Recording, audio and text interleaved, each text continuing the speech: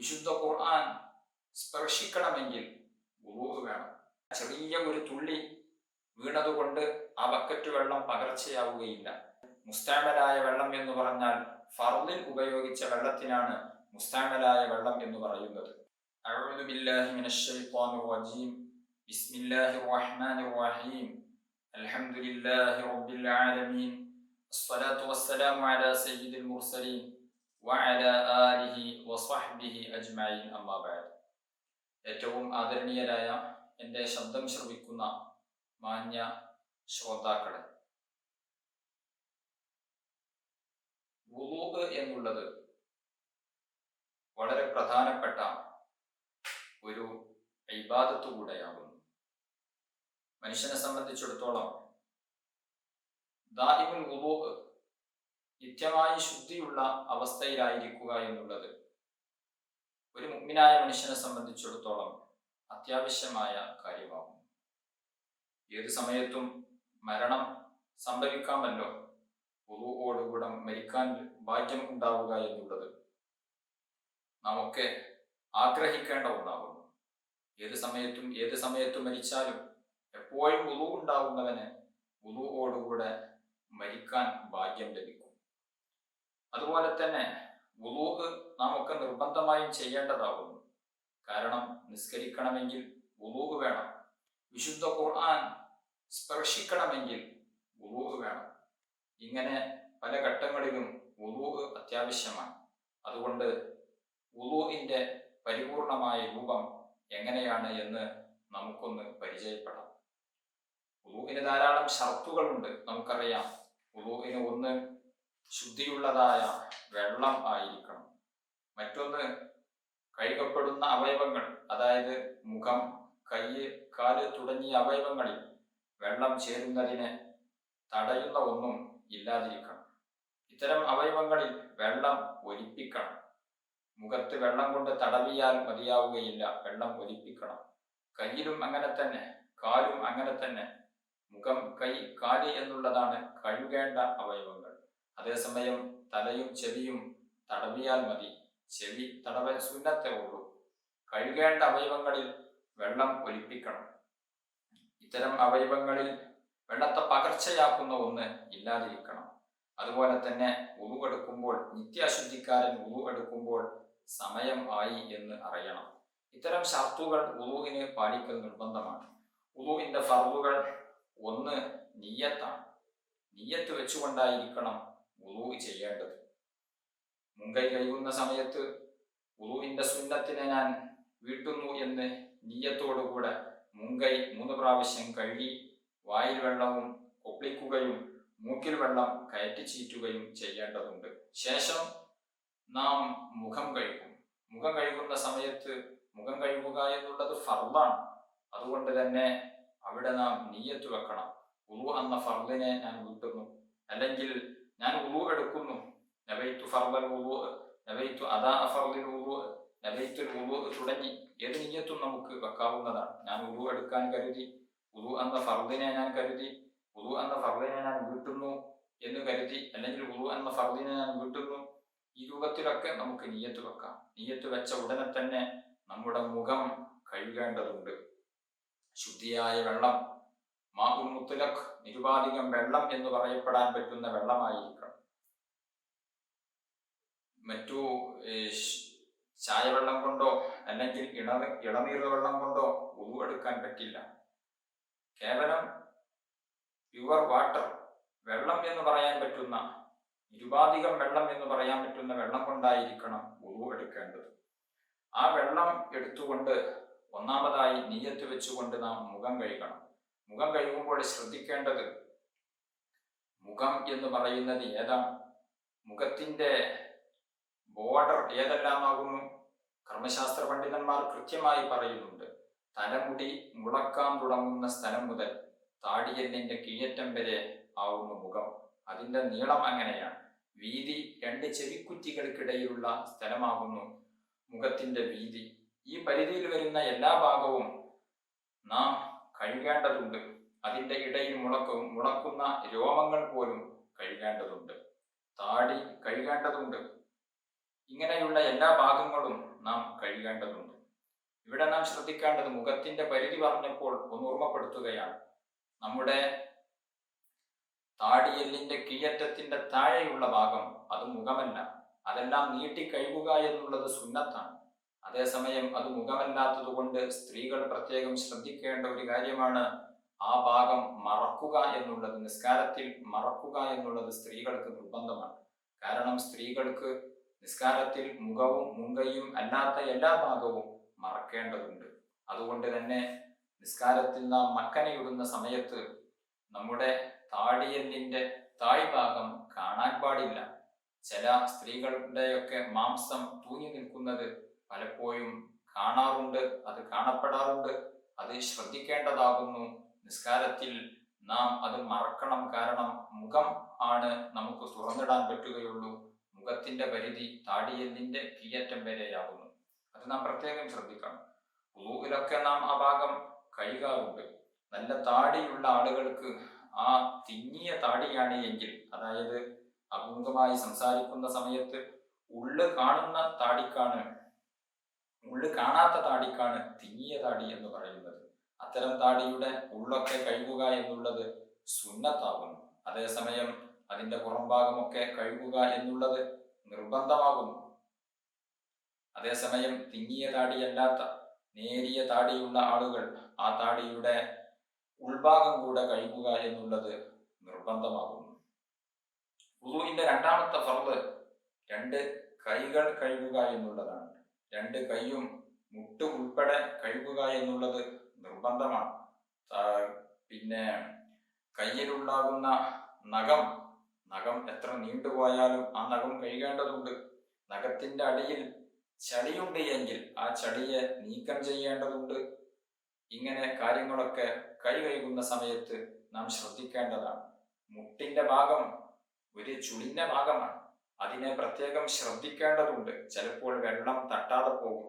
ചില ആളുകൾ സ്പീഡിൽ ഉറുവെടുക്കുമ്പോൾ കയ്യിന്റെ മുൻവശം, ഈ പള്ളഭാഗം മാത്രമേ നനയുകയുള്ളൂ. അതുപോലെ തന്നെ പുറംഭാഗം അല്പഭാഗം നനയുകയും മുട്ടിന്റെ ഭാഗം നനയാതിരിക്കുകയും ചെയ്യാറുണ്ട്.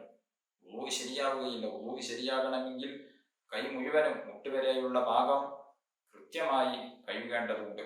ധാരാളം സുന്നത്തുകൾ അവിടെ പാലിക്കാനുണ്ട്. ഇൻഷാ അല്ലാഹ് സുന്നത്തുകളെ കുറിച്ച് മറ്റൊരു ക്ലാസ്സിൽ നമുക്ക് ചർച്ച ചെയ്യാം. നാലാമത്തെ ഫർളായിട്ട് വരുന്നത് തലയിൽ നിന്ന് അല്പം തടവുക എന്നുള്ളതാണ്. അല്പം തടവിയാൽ മതി, അതാണ് നിർബന്ധം. അതേസമയം പൂർണ്ണമായി കഴുകുക എന്നുള്ളത് സുന്നത്താണ്. പൂർണ്ണമായും തടവുക എന്നുള്ളത് സുന്നത്താണ്. ഇനി അല്പം തടവുക എന്ന് പറഞ്ഞാൽ ഒരു വിരലുകൊണ്ട് തലയുടെ അതിർത്തിയിൽ ഏതെങ്കിലും ഒരു ഭാഗത്ത് വെള്ളം നനച്ചുകൊണ്ടൊന്ന് തോണ്ടിയാൽ പോലും വുളു ശരിയാകും നമ്മുടെ ഷാഫി മദ്ഹബ് പ്രകാരം. അതേസമയം മറ്റു ചില മദ്ഹബുകളിലൊക്കെ 1/4 ഭാഗമെങ്കിലും തടവേണ്ടതുണ്ട്. വേറെ ചില മദ്ഹബുകളിൽ തല മുഴുവനും തടവേണ്ടതുണ്ട്. അതൊക്കെ പരിഗണിച്ചുകൊണ്ട് നമ്മുടെ മദ്ഹബിൽ തല മുഴുവനും തടവുക എന്നുള്ളത് പ്രത്യേകം ശക്തമായ സുന്നത്തുള്ള ഒരു കാര്യമാകുന്നു. അതേസമയം അല്പം തടവിയാലും വുളു ശരിയാവുന്നതാണ്. അതേസമയം തല തടവുന്ന സമയത്ത് നാം ശ്രദ്ധിക്കേണ്ട ഒരു കാര്യമുണ്ട്. തലയുടെ പരിധി വിട്ട് പോകുന്ന മുടി, ആ മുടിയെ തടവിയാൽ മതിയാവുകയില്ല. തലയാണ് തടവേണ്ടത്. തലയിലുള്ള മുടി തടവിയാലും മതി. അതേസമയം മുടി മുൻവശത്തേക്ക് വളരുന്ന മുടി മുന്നിലോട്ട് നീട്ടിയാൽ തലയുടെ ബൗണ്ടറി, അതായത് മുടി മുളക്കുന്ന സ്ഥലം, ആ സ്ഥലത്തിൽ നിന്ന് താഴോട്ട് പോകുന്ന മുടി, അല്ലെങ്കിൽ പിറകിലോട്ട് നീട്ടിയാൽ പിരടിയും കടന്നുകൊണ്ട് പോകുന്ന മുടി, ആ മുടിയുടെ തലയുടെ അതിർത്തി വിട്ടുപോകുന്ന മുടിയുടെ ഭാഗം തടവിയാൽ മതിയാവുകയില്ല. തലയുടെ അതിർത്തിയിൽ വരുന്ന മുടിയെ തടവിയാൽ മതിയാവും. ഇത് പ്രത്യേകം ശ്രദ്ധിക്കേണ്ടതാകുന്നു. ചില ആളുകളൊക്കെ നീണ്ട മുടി വളർത്തുന്ന ആളുകൾ, അവർ ആ മുടിയുടെ നെറ്റിയുടെ ഭാഗത്തേക്ക് വരുന്ന ഭാഗം, ആ മുടിയുടെ ഭാഗത്തെ തടവി രക്ഷപ്പെടാറുണ്ട്. വുളു ശരിയാവുകയില്ല. തലയുടെ ഭാഗത്ത് വരുന്ന മുടിയെയാണ് തടവേണ്ടത്. തലയാണ് തടവേണ്ടത് എന്നുള്ളത് കൊണ്ട് തന്നെ തലയുടെ പരിധിയിൽ വരുന്ന മുടിയാണ് നമുക്ക് തടവാൻ പറ്റുകയുള്ളൂ. ഈ ഒരു കാര്യം പ്രത്യേകം ശ്രദ്ധിക്കേണ്ടതാകുന്നു. അഞ്ചാമത്തെ വുളുഇന്റെ ഫർള് 2 കാലും നെരിയാണി ഉൾപ്പെടെ കഴുകുക എന്നുള്ളതാണ്. ചെവി തടവുക എന്നുള്ളത് സുന്നത്തായ കാര്യമാണ്. രണ്ട് കാര്യം നെരിയാണി ഉൾപ്പെടെ കഴുകുക എന്നുള്ളതാണ് നിർബന്ധമായ കാര്യം. അങ്ങനെ വരുമ്പോൾ നമ്മുടെ കാലിൽ നഖം ഉണ്ട് എങ്കിൽ, നീണ്ട നഖം ഉണ്ട് എങ്കിൽ ആ നഖം കഴുകേണ്ടതുണ്ട്.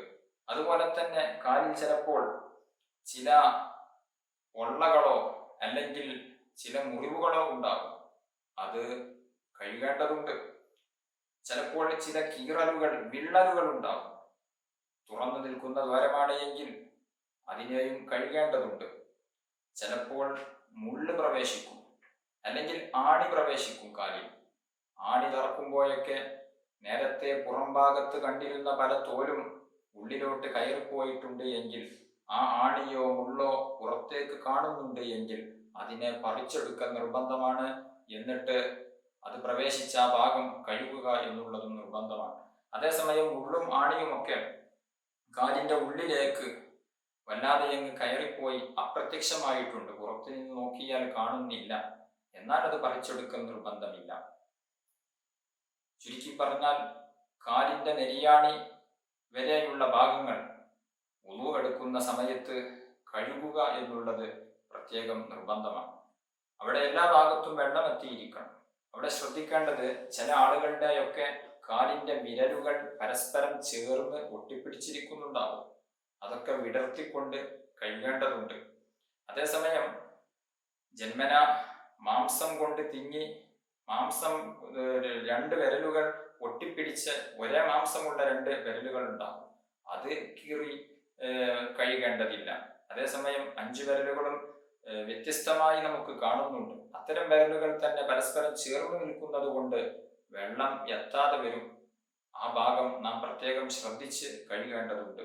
നെരിയാണിയും മടമ്പും ഒക്കെ ചുളിഞ്ഞ ഭാഗങ്ങളായതുകൊണ്ട് അവിടെയും നാം പ്രത്യേകം വെള്ളം എത്തിയിട്ടുണ്ടോ എന്നുള്ളത് ശ്രദ്ധിക്കേണ്ടതുണ്ട്. ഇത്തരം കാര്യങ്ങളാണ് വുളൂഇന്റെ ഫർളുകളായിട്ടുള്ളത്. 6ാമതൊരു ഫർള് കൂടെ ഉണ്ട്, തർത്തീബ്, ക്രമം പാലിക്കുക എന്നുള്ളത്. ആദ്യം മുഖം കഴുകി, പിന്നീട് കൈ കഴുകി, പിന്നെ തല തടവി, പിന്നെ കാൽ കഴുകി. ഈ ഒരു രൂപത്തിൽ തർത്തീബ് പാലിച്ചുകൊണ്ട് വുളു എടുക്കുക എന്നുള്ളത് പ്രത്യേകം നിർബന്ധമായ കാര്യം തന്നെയാകുന്നു. വുളുവിന് ധാരാളം സുന്നത്തുകൾ ഉണ്ട്. അത്തരം സുന്നത്തുകളൊക്കെ പാലിച്ചുകൊണ്ട് വുളു എടുക്കുകയാണ് വേണ്ടത്. ഇനി വുളു എടുക്കുന്നത് ഒരാൾക്ക് വേണമെങ്കിൽ ഒരാൾ മുങ്ങിക്കുളിക്കുകയാണ്, ഒരു പുഴയിലോ കുളത്തിലോ ചാടിക്കുളിക്കുകയാണ്. അങ്ങനെയുള്ള ആൾക്ക് തർത്തീബ് പാലിക്കാതെ തന്നെ ആ മുങ്ങലിൽ വെച്ചുകൊണ്ട് ഞാൻ വുളു എടുക്കാൻ കരുതി വുളു എന്ന ഫർദിനെ വീട്ടുന്നു എന്ന് കരുതിയാൽ വുളു ആയി പരിഗണിക്കും. വെള്ളത്തിന്റെ അടിയിൽ ഒരൽപ്പനേരം നിന്നാൽ തന്നെ അയാൾക്ക് വുളു ലഭിക്കുന്നതാണ്. അതേസമയം ഷവർ ഓൺ ചെയ്തുകൊണ്ട്, ഷവർ തുറന്നുകൊണ്ട് കുളിക്കുന്ന ആളുകൾക്ക് അല്ലെങ്കിൽ കോരി കുളിക്കുന്ന ആളുകൾക്ക് തർത്തീബ് പ്രകാരം ഓരോ ഭാഗത്തും വെള്ളം എത്തിയാലാണ് വുളു ലഭിക്കുക. ഈ കാര്യം നാം പ്രത്യേകം ശ്രദ്ധിക്കേണ്ടതാകുന്നു. വുളു എടുക്കുന്ന സമയത്തും ചിലപ്പോൾ തണുപ്പിക്കുക എന്ന ഉദ്ദേശത്തോടുകൂടെ വെള്ളം മുഖത്തേക്ക് ചേർക്കുന്നു, കയ്യിലേക്ക് വെള്ളം ഒഴിക്കുന്നു. അതൊക്കെ തണുപ്പിക്കുക അല്ലെങ്കിൽ മറ്റേതെങ്കിലും ഉദ്ദേശത്തോടു കൂടെയാണ് വെള്ളം ചേർക്കുന്നത് എങ്കിൽ അത് വുളു ആവുകയില്ല. വുളു എന്ന നിയ്യത്തോടു കൂടെ തന്നെയായിരിക്കണം മുഖത്തിലേക്ക് വെള്ളം ഒഴിക്കേണ്ടത്, കയ്യിലേക്ക് വെള്ളം ഒഴിക്കേണ്ടത്, കാലിലേക്ക് വെള്ളം ഒഴിക്കേണ്ടത്. മറ്റു ലക്ഷ്യത്തോടുകൂടെ വെള്ളം ഒഴിക്കുകയാണ് എങ്കിൽ അത് വുളു ആയി പരിഗണിക്കുകയില്ല. വുളു എടുക്കുമ്പോൾ ശ്രദ്ധിക്കേണ്ട മറ്റൊരു കാര്യം, മുസ്തഅമലായ വെള്ളം ആകാതിരിക്കുക. മാഉൽ മുത്ലഖ് വുളുഇന്റെ ഷർത്തുകളിൽ ഒന്നാണല്ലോ, നിരുപാധികം വെള്ളം എന്ന് പറയപ്പെടാൻ പറ്റുന്ന വെള്ളമായിരിക്കും. അതേസമയം മുസ്തഅമലായ വെള്ളം എന്ന് പറഞ്ഞാൽ ഫർദിൽ ഉപയോഗിച്ച വെള്ളത്തിനാണ് മുസ്തഅമലായ വെള്ളം എന്ന് പറയുന്നത്. നേരത്തെ ഒരാൾ വുളു എടുത്ത വെള്ളം, ആ വുളു എടുത്ത വെള്ളം ഒരു ബക്കറ്റിലേക്ക് ഒഴിച്ചിട്ടുണ്ട്. ആ വെള്ളം കൊണ്ട് ഇനി നമുക്ക് വുളു എടുക്കാൻ പറ്റില്ല. അതേസമയം മുസ്തഅമലായ വെള്ളം, അതായത് ഫർദിൽ ഉപയോഗിച്ച വെള്ളം 2 കുല്ലത്തിനേക്കാൾ കൂടുതലുണ്ട് എങ്കിൽ അതുകൊണ്ട് നമുക്ക് വുളു എടുക്കാവുന്നതാണ്. മുസ്തഅമലായ വെള്ളത്തിനെ കുറിച്ച് ദീർഘമായി ഞാൻ സംസാരിക്കുന്നില്ല. മുസ്തഅമലായ വെള്ളം ചിലപ്പോൾ നമുക്ക് വുളു എടുക്കുന്ന സമയത്ത് തെറിക്കും. 1 or 2 ഒക്കെ തെറിച്ചത് കൊണ്ട് പ്രശ്നമില്ല. നാം വുളു എടുക്കുമ്പോൾ ഫർളായ ഭാഗം കഴുകുന്ന സമയത്ത് ഒരൽപ്പ വെള്ളം ഒരു ബക്കറ്റിലേക്ക് തെറിച്ചു വീണു. എന്നാൽ ആ വെള്ളം മൊത്തം ചില ആളുകൾ ഒഴിവാക്കാറുണ്ട്. ചില വസ്വാസ് കൂടിയത് കാരണത്താൽ അത് വെള്ളം ഒഴിവാക്കാറുണ്ട്. അതിൻ്റെ ആവശ്യമില്ല. അതേസമയം നമ്മുടെ ശരീരത്തിൽ നിന്ന് ഫർളായ ഭാഗം കഴുകിയ സമയത്ത് ഒലിച്ചുപോയ വെള്ളം ഒരു ബക്കറ്റിലേക്ക് തെറിച്ചാൽ ആ തെറിച്ചത് എത്രയുണ്ട് എന്ന് നാം ഒന്ന് നോക്കുക. വളരെ കുറഞ്ഞ ഒരു തുള്ളിയാണ് എങ്കിൽ ആ കുറഞ്ഞ തുള്ളി ഒരു കളറുള്ള ചുവപ്പോ നീലയോ ഒക്കെ കളറുള്ള അല്ലെങ്കിൽ ഒരു ഉജാല വെള്ളമൊക്കെയാണ് എന്ന് സങ്കല്പിക്കുക. ആ സങ്കല്പ പ്രകാരം അത്രയും തുള്ളി ഈ ബക്കറ്റിലേക്ക് വീണാൽ ഈ ബക്കറ്റ് വെള്ളം പകർച്ചയാകുമോ, കളർ ചേഞ്ചിങ് വരുമോ, രുചിക്ക് വ്യത്യാസം വരുമോ എന്ന് നാം ഒന്ന് സങ്കല്പിക്കുക. ഇല്ല, ചെറിയ ഒരു തുള്ളി വീണതുകൊണ്ട് ആ ബക്കറ്റ് വെള്ളം പകർച്ചയാവുകയില്ല. എന്നാൽ അത്രയും ചെറിയ തുള്ളി മുസ്താമലായ വെള്ളം ഒരു ബക്കറ്റിലേക്ക് വീണു എന്നുള്ളത് കൊണ്ട് ആ ബക്കറ്റ് വെള്ളം മുസ്താമലാവുകയില്ല എന്നുള്ളത് പ്രത്യേകം ശ്രദ്ധിക്കേണ്ടതാണ്. ഇവിടെ നാം ശ്രദ്ധിക്കേണ്ട മറ്റൊരു കാര്യം, ഇന്ന് അറ്റാച്ച്ഡ് ബാത്റൂമൊക്കെ ഉള്ളത് കൊണ്ട് പല ആളുകളും ടോയ്ലറ്റിൽ വെച്ച് തന്നെ ഉളു എടുക്കാറുണ്ട്, അല്ലെങ്കിൽ കുളിറൂമിൽ വെച്ച് ഉളു എടുക്കാറുണ്ട്. ഉളു എടുക്കുമ്പോൾ താഴെ ഒരു ബക്കറ്റ് വെക്കും. എന്നിട്ട് ആ ബക്കറ്റിലേക്കാണ് നാം ഉളു എടുത്ത വെള്ളം മുഴുവനും ഒഴുകിപ്പോകുന്നത്. എന്നിട്ട് ആ ബക്കറ്റ് വെള്ളം കൊണ്ട് തന്നെ ടോയ്ലറ്റിൽ വെച്ച് നജസ് ശുദ്ധീകരിക്കാറുണ്ട്.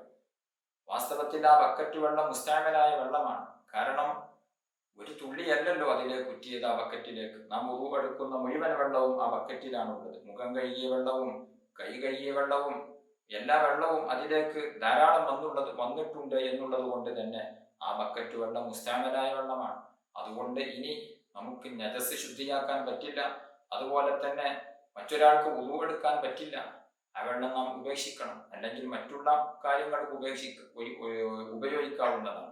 നജസ് വൃത്തിയാക്കാനോ മൂത്രമൊഴിച്ചതിന് ശേഷം അല്ലെങ്കിൽ കാഷ്ടിച്ചതിന് ശേഷമൊക്കെ ശുദ്ധീകരിക്കാനൊന്നും ആ വെള്ളം പറ്റില്ല. മുസ്താമലായ വെള്ളം കൊണ്ട് നജസ് ശുദ്ധീകരിക്കാനും അതുപോലെ തന്നെ വുളു എടുക്കാനും ജനാബത്ത് പോലെയുള്ള കുളി കുളിക്കാനും ഒന്നും പറ്റില്ല. ഈ കാര്യം പ്രത്യേകം ശ്രദ്ധിക്കേണ്ടതാകുന്നു.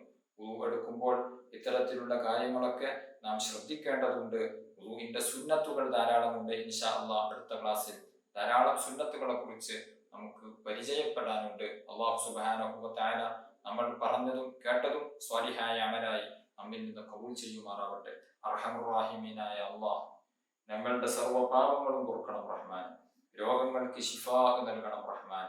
ഞങ്ങൾക്കെല്ലാവർക്കും നിന്റെ പൊരുത്തത്തിലായി ആഫിയത്തുള്ള ദീർഘായുസ് നൽകണം റഹ്മാനെ. ഞങ്ങളുടെ വിഷമങ്ങൾക്കും കഷ്ടപ്പാടുകൾക്കും പ്രതിസന്ധികൾക്കും നീ സലാമത്ത് നൽകണം റഹ്മാനെ. വീടില്ലാത്തവർ, അതുപോലെ തന്നെ വിവാഹപ്രായമെത്തി കല്യാണം ശരിയാകാത്തവർ, അതുപോലെ തന്നെ കടങ്ങളെ കൊണ്ട് വിഷമിക്കുന്നവർ, കച്ചവടമില്ലാത്തവർ, ജോലിയില്ലാത്തവർ, എല്ലാവർക്കും നീ സലാമത്ത് നൽകണം റഹ്മാനെ. അള്ളാഹുവെ ആഖിബത്ത് നന്നായി മരിക്കാൻ നീ ഭാഗ്യം നൽകണം റഹ്മാനെ. ഞങ്ങളിൽ നിന്ന് മരണപ്പെട്ട മാതാപിതാക്കൾ, ഉസ്താദുമാർ, വേണ്ടപ്പെട്ടവർ എല്ലാവരുടെയും ഖബർ നീ സ്വർഗമാക്കണം റഹ്മാനെ. നാളെ സ്വർഗീയ ലോകത്ത് അവരെയും ഞങ്ങളെയും നീ ഒരുമിച്ച് കൂട്ടി അനുഗ്രഹിക്കണം റഹ്മാനെ. ആമീൻ ബിറഹ്മതിക യാ അർഹമർ റഹീമീൻ. وصلى الله على خير خلقه سيدنا محمد وآله وصحبه أجمعين. سبحان ربك رب العزة عما يصفون وسلام على المرسلين والحمد لله رب العالمين. دعاء وصية السلام عليكم ورحمة الله وبركاته.